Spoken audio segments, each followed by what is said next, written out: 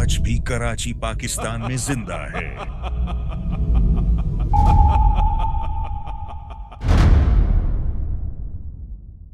26 दिसंबर 1955 डोंगरी बंबई रात के 10 बजे टेमकर मोहल्ले की एक संकरी गली में सीलन भरी दीवारों के बीच एक पुलिस कांस्टेबल के घर में एक बच्चे की पहली किलकारी गूंजी। बाहर समुद्र की खारी हवा चल रही थी। अंदर एक माँ की आंखों में खुशी के आंसू थे। इब्राहिम कासकर, जिन्होंने जिंदगी भर इज्जत और ईमानदारी की रोटी खाई, उन्होंने अपने नवजात बेटे को गोद में उठाया और उसका नाम रखा दाऊद। उस रात डोंगरी की तंग गलियों को क्या पता था कि जो बच्चा अभी रो रहा है वह एक दिन पूरे देश को रुलाएगा। डोंगरी 1960 के दशक में बंबई के सीने पर एक ऐसा घाव था जहां गरीबी और अपराध एक ही चादर ओढ़कर सोते थे। इब्राहिम कासकर का परिवार इसी मोहल्ले में रहता था। 8 बच्चे, एक हाउसवाइफ और एक हेड कांस्टेबल का वेतन, जो 10 लोगों का पेट भरने के लिए बहुत कम था। इब्राहिम कासकर का रत्नागिरी के खेड़ गांव से बंबई तक का सफर एक ईमानदार आदमी की कहानी थी। आजाद मैदान पुलिस स्टेशन के सीआईडी विभाग में उनका नाम इज्जत से लिया जाता था। हाजी मस्तान और करीम लाला जैसे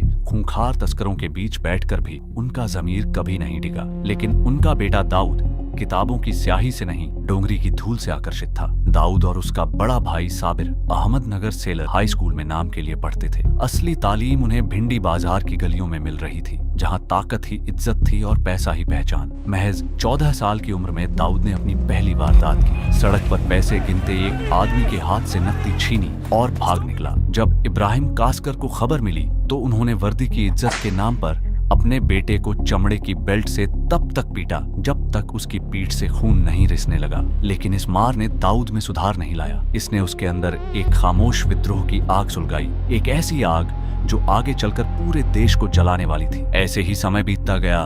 तंग आकर इब्राहिम कासकर ने हाजी मस्तान से गुजारिश की, मस्तान भाई, मेरे बिगड़े हुए बेटों को कोई काम दिला दो। मस्तान के कहने पर दाऊद और साबिर ने मनीष मार्केट की एक दुकान में काम किया, लेकिन ईमानदारी का पसीना उन्हें रास नहीं आया। कुछ हफ्तों में वे वापस गलियों में थे, जेबकतरी, छिनतई और हफ्ता वसूली में। जिस पिता की वर्दी शहर के कानून की हिफाजत करती थी, उसी की छत के नीचे कानून का सबसे बड़ा भक्षक पल रहा था।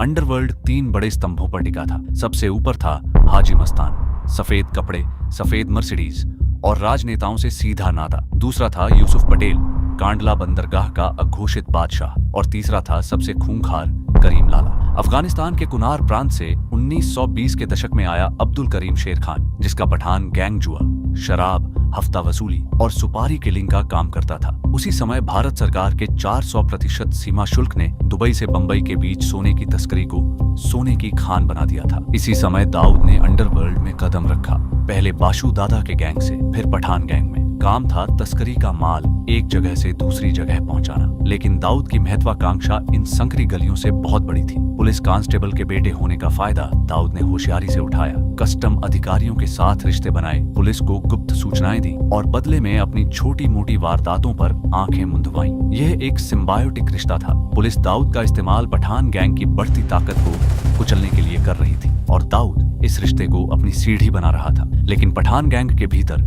दरारें बढ़ रही थीं। करीम लाला के भतीजे समद खान और उसके गुर्गे अमीरजादा और आलमजेब, इन सब के साथ दाऊद का टकराव होने लगा था। दाऊद समझ चुका था, दूसरों के लिए काम करके वह कभी बंबई का बेताज बादशाह नहीं बन सकता। दाऊद ने अपना खुद का गिरोह बनाया, डी कंपनी। यह कोई आम गली का गिरोह नहीं था। यह एक मल्टीनेशनल कॉर्पोरेट स्ट्रक्चर की तरह काम करता था। तस्करी, रियल एस्टेट, बिल्डरों से हफ्ता वसूली, बॉलीवुड फिल्मों की फाइनेंसिंग, हर विभाग बटा हुआ था। टाइगर मेमन और छोटा शकील जैसे दिमाग इस कंपनी के बोर्ड ऑफ डायरेक्टर्स बन चुके थे। 12 फरवरी 1981 रात के 1:30 बज रहे थे। प्रभा देवी के सर्वो केयर पेट्रोल पंप पर एक कार आकर रुकी। स्टीयरिंग पर था दाऊद का बड़ा भाई साबिर इब्राहिम कासकर, साथ में उसकी गर्लफ्रेंड चित्रा थी। साबिर बेफिक्र था। अचानक पीछे से एक सफेद एम्बेसडर आकर रुकी। एम्बेसडर से 5 हथियारबंद लोग निकले, मानिया सुरवे के साथ पठान गैंग के अमीरजादा, आलमजेब और सिद्दीकी। उन्होंने चित्रा को जाने दिया, फिर ऑटोमेटिक हथियारों से साबिर की गाड़ी को छलनी कर दिया। 5 गोलियां साबिर के शरीर में उतर गईं। पेट्रोल पंप के ठंडे फर्श पर फैलता साबिर का खून एक नई और खूनी कहानी लिख रहा था। उसी रात 1 घंटे बाद पठान गैंग पाखमोडिया स्ट्रीट पहुंचा, दाऊद को भी खत्म करने के इरादे से। लेकिन दाऊद के गुर्गे खालिद पहलवान ने उन्हें देख लिया और चंद सेकंड पहले लोहे का भारी दरवाजा बंद कर दिया। गोलियों की बौछार हुई, दाऊद बच गया। अस्पताल में जब इब्राहिम कास्कर ने अपने बड़े बेटे की खून से सनी लाश देखी तो एक पिता का सीना फट गया। लेकिन दाऊद की आंखों में आंसू नहीं थे, सिर्फ प्रतिशोध की आग थी जो अब बुझने वाली नहीं थी।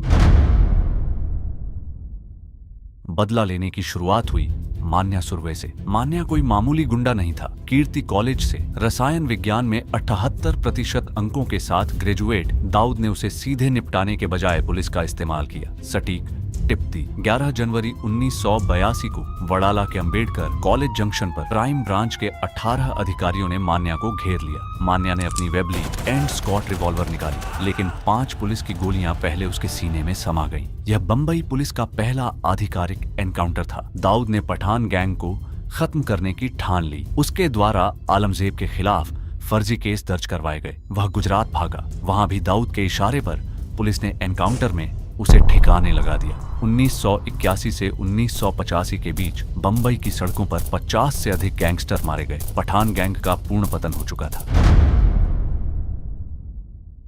6 सितंबर 1983 बंबई का सत्र न्यायालय, सुबह 11:30 बजे। क्राइम ब्रांच के इंस्पेक्टर इसाक बागवान अमीर जादा नवाब खान को अदालत में पेश कर रहे थे। ये अमीर जादा वही था जो दाऊद के भाई की हत्या में शामिल था। दाऊद ने अमीर जादा की हत्या के लिए 5 लाख रुपए की सुपारी बड़ा राजन को दी थी। बड़ा राजन ने यह काम सौंपा एक 20 साल के बेरोजगार नौजवान डेविड परदेसी को। डेविड पुलिस के सुरक्षा घेरे को चकमा देते हुए अदालत में दाखिल हुआ। अचानक शर्ट के नीचे से रिवॉल्वर निकाली। 5 फीट से भी कम दूरी से अमीर जादा पर गोलियां दाग दी। वह खून से लथपथ होकर गिर पड़ा। अदालत में चीख पुकार मच गई। डेविड खिड़की से कूदने वाला था कि इंस्पेक्टर बागवान की गोली उसकी जांघ को चीरती हुई निकल गई और वह पकड़ा गया। बंबई के इतिहास में पहली बार दिन दहाड़े न्यायालय के भीतर किसी अंडरवर्ल्ड डॉन की हत्या हुई थी। इस एक घटना ने शहर के मनोवैज्ञानिक ढांचे को हमेशा के लिए हिला दिया। इब्राहिम कास्कर का वह बेटा जिसे कभी बेल्ट से पीटा गया था, अब बंबई का सबसे खतरनाक माफिया बन चुका था। 1980 के दशक के मध्य तक दाऊद का प्रभाव इतना फैल चुका था